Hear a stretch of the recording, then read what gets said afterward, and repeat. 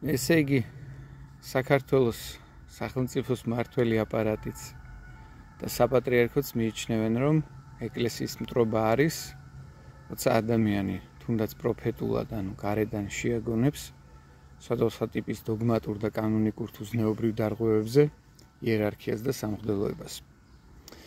ასე ესმით ხელისუფლების წარმომადგენლებსაც, მაგალითად სუსის ყოფილ ხელმძღვანელს ვინმე ლილუაშვილს, რომელიც ამბობდა, რომ არავის გასვლია ეკლესიასთან ბრძოლა და ვერც თანამედროვე ლიბერალებს და მაკრიტიკებელ ადამიანებს გაუვათ ესო. ესე იგი, თვითონ როცა კომპრომატებს აგროვებს სასულიერო პირებზე, ამით აშანტაჟებს და ზემოქმედების ბერკეტებით მართავს, დაშინებითა და მოსყიდვით თუ გადაბირებით და ცოდვაზე თვალის დახუჭვით და თანაც აქ კრიმინალიზებულ დანაშაულებზეა საუბარი.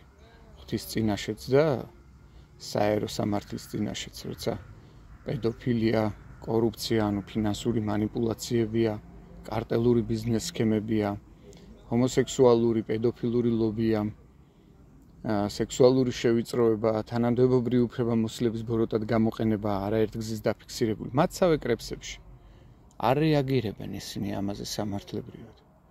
ხოლო ჩვეულებრივ რიგით ადამიანს საპატრულო პოლიცია ღერძულა ხაზის გადაკვეთას არ აპატიებს და იმ წამსო ჯარიმას გამოუწევს არათუ ეხლა ასეთი ტიპის დარღვევას. და მათ ეს გონიათ ეკლესიაზე ზრუნვა? მათ უყვართ ეკლესია და ჩვენ გძულს, ვინც დღენია და განვიცდით იქ არსებულ ვითარებას, გაუკუღმართებას, დექრისტოცენტრულობას და აი ამ მოზღვეობულ პრობლემებს, რომელმაც მოიცვა საქართველოს ეკლესიის სივრცე. ამიტომ სრული ფარისევლობაა გამეფებული, არ დაუჯეროთ მათ რიტორიკას. მოусმინეთ, რას ამბობს ღვთის სიტყვა, წმინდა მამათა სწავლება და გაითვალისწინეთ, რომ ჩვენი კრიტიკა არასდროს არ ყოფილა დესაკრალიზებული. ჩვენ არასდროს იმას არ ვამბობთ, რომ პირადად ჩვენსავე აზრებს მოусმინეთ და ამ ინტერპრეტაციების მიხედვით იხემძღვანელეთ.